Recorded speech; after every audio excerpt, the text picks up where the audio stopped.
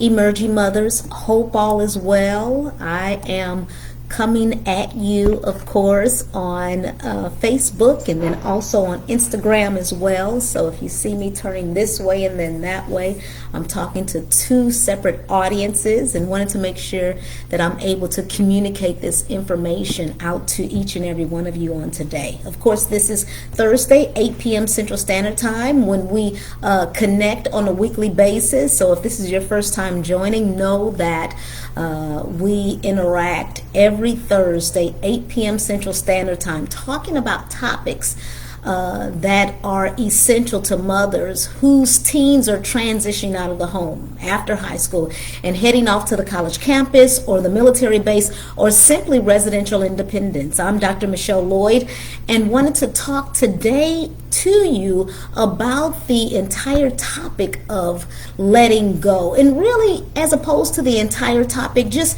dropping just a few gems and tossing just a couple of tips as it pertains to those parents who will see their teens transitioning out of the home, either this year, which of course is next month because they'll be graduating, and then also next year as well, because maybe you have a high school junior and they'll be leaving out. And we want to make sure that we talk just a little bit about that. You know, it's interesting because I'm right in the midst of things as well. Of course, my youngest daughter is a freshman, so although I have a little bit of time, by the same token, I have two older daughters.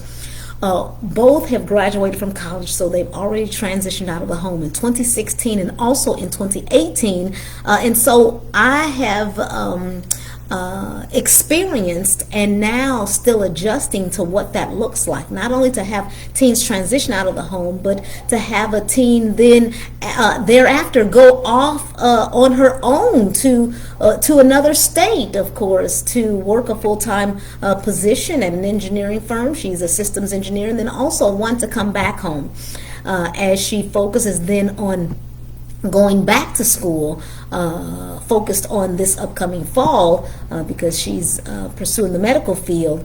And then I have, of course, our youngest daughter. So I'm right in the middle of this transitioning and what all of that looks like. So what I'm finding myself doing, and I'll share this before I jump right in, is I'm finding myself letting go even myself. Whether it's allowing my older teens space in order to try, like for instance my oldest daughter, for her to try different experiences, and then if she fails, then she'll be able to get back up, be resilient, and then try again. And I'm allowing room for them to pursue what they think is their focus and what God is calling them to do, and to move where the Spirit is leading them. And so I'm right in the middle of that and allowing this letting go, the topic I'm talking about today, to take place and resonate even in my life. So what I'd like to do is I'd like to begin, of course, sharing just the very first point that I want to hit on, and that is, and what I'm doing is I'm remaining in the here and now. And my focus is to discontinue the ruminating thoughts that have a tendency to surface, of course, within us mothers. It could happen in fathers as well, but I know for sure in some of us mothers, whereas we our thoughts can become racing, and sometimes we can think about the worst scenario possible, and it can, if we're uncareful, it can really take over our imagery. So we have to, in a conscious way, we have to turn over those old tapes and discontinue those racing, ruminating thoughts, so that we can think the best about what's going on with our teens while they're away from us, out of arm's reach. We're unable to see them, but by the same token, we need to make sure that we are releasing that control, especially if they're in their of course 20s and beyond. But even prior to them transitioning out of the home, little by little, we're even releasing that control even then, because when they land on the college campus and when they smell and inhale that freedom, of course, our teens are already changing. So, and you'll notice this for some of you who have yet to have teens transition out of the home, when they come home for breaks, you'll notice the changes over time or over the years. And so that's when we'll have an opportunity to slowly but surely begin to release that grip as they go about spreading their wings and growing into their own. So let's do that. Let's discontinue those ruminating thoughts. Let's turn over that old tape, and then let's go ahead and begin to think about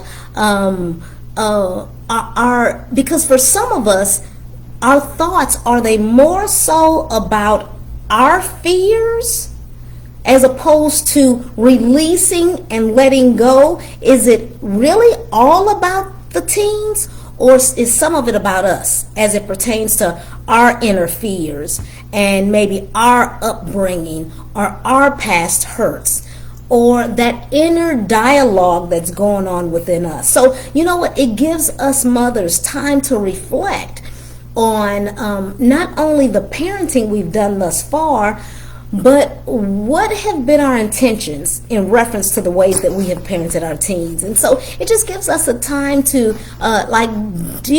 dive deeper into that whole self-awareness piece and who we are and our thinking and why we do what we do, as we begin to release and let go of our teens. So it helps us to reflect on our role as a parent, and then the expectations we've created for ourselves, not to mention also for our teens. So that's what we want to do. We want to catch ourselves as we're constantly thinking about, of course, not only the way we've parented our teens, but how we'll go about letting go. All right. And so this is just a quick question. I'm curious to know, and I have a workbook. I have a workbook that if you would like the workbook, of course, I can drop it. Just let me know. I can drop it in our private Facebook group, Emerging Mothers.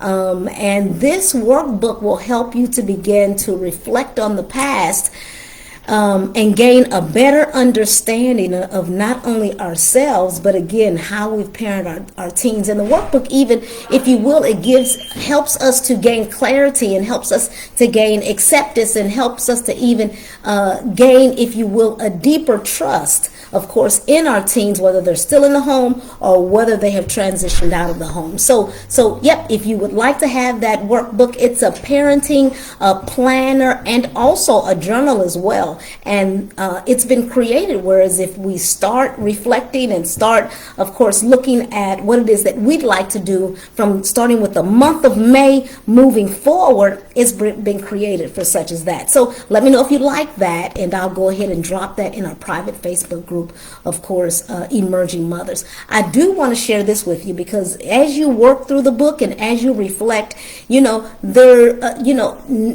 as in reference to anxiety surfacing, that's no more. I just love how it says in Psalm 62 verse 8, to trust in God at all times and to pour out your heart before Him, and that He is our refuge. And when we just dwell on scriptures such as that, then it really does help us to know that He is in control. We can fully trust Him, and that away with anxiety as it pertains to, of course, us parenting our teens as they are getting ready to transition out of the home. So that's number one. So just making sure that we are remaining in the here and now. And I really only have about 3 gems to drop on today.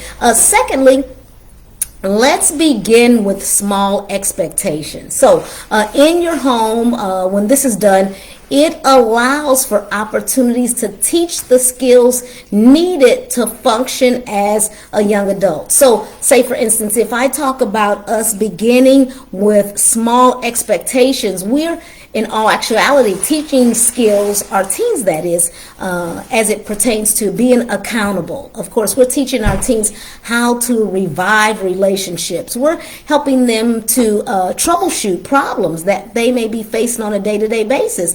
So when we are letting go and when we are releasing with respect, we're allowing our teens to slide over into the driver's seat, and we're placing our confidence in them, whereas they'll be able to do those things that I just mentioned, which is, if in fact there's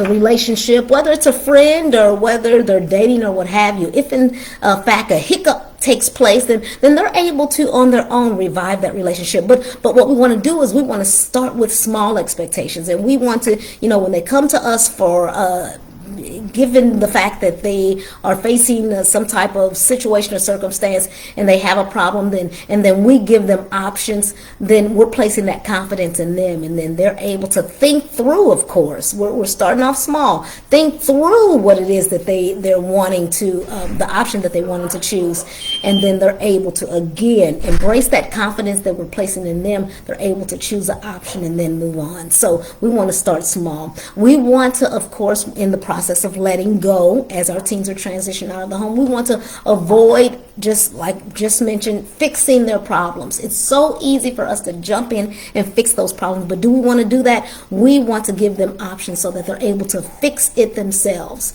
For example, if I'm talking to my teens and I'm sharing with them, okay, so let's make sure that we're cleaning the kitchen. And so if we're forgetting to clean the kitchen, then of course I'm giving options, because there's a consequence that will take place if in fact we're unable to clean the kitchen on our own and to remember to do that. Then these are the expectations, these are the consequences. And so we're in agreement regarding which consequences will be chosen, and sometimes I choose the consequence, and so that will help them to, of course, begin to slide into that role of being accountable, or slide into that role of making sure that they're able to choose, of course, which one makes sense for them, or and it helps them to remember, of course.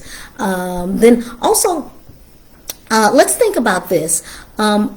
Because what we're doing is we're helping our teens help themselves. So instead of, again, us jumping in and us doing it, let's switch our mindset to making sure that they're able to help themselves. So guess what we're showing them when we do this? We're showing them, again, that we have confidence in them and that we believe that they're competent and that they're able to do even more than we think they're able to do. They're able to do it on their own. And so that excites us, because we know when they transition out of the home, then of course they'll be able to care for themselves. They'll be able to do for themselves. Next, we in the process of releasing and letting go, we want to make sure that we are raising and parenting caring teens. My role as a parent is to raise a respectable teen who can manage life outside of the safe bubble that their father and I have created for them. And so this allows me to then redefine my parenting to not only teach resilience, but to teach self-efficacy, which is to teach also self-advocacy, to make sure that they're able to, of course, advocate for themselves. So that's what we're doing when we're releasing with respect, when we're letting go. Then little by little, as opposed to holding on so tight, that they're able to sense, of course, that we have confidence in them and that we believe that they're competent, and we're raising them, of course, to be caring as well. And then last but not least, in the midst of us parenting these teens who are transitioning out of the home, we're even challenging our own thinking.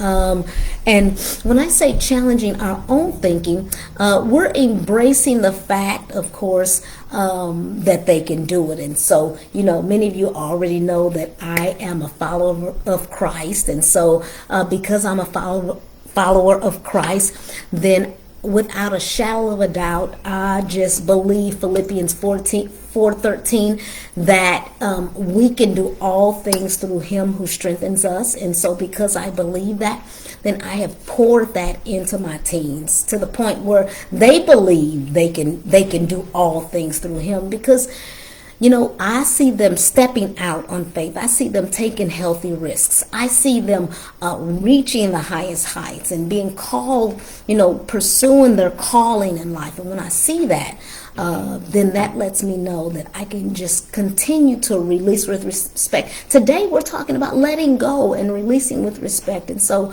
it's so important that, of course, as we're parenting them prior to them leaving out of the home, that we're challenging our own thinking, and that we're, as we're letting go, we're able to place this confidence and competence, and also, increase this care that we want in our teens. Also, we're able to have these, start with small expectations, and then, of course, we are most definitely able to remain in the here and now as it pertains to our thinking, and continuing those ruminating thoughts.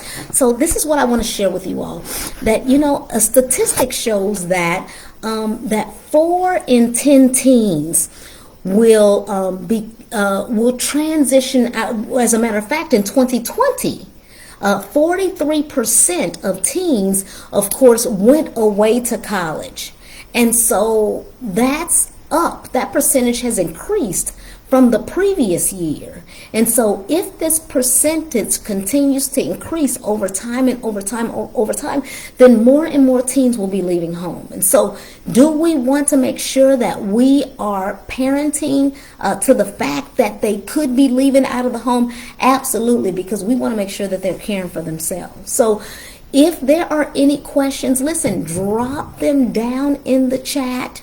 I will be sure to answer them for you. There is an Emerging Mothers 3-day evolution workshop coming up. It's going to be held in the private Facebook group, of course, Emerging Mothers.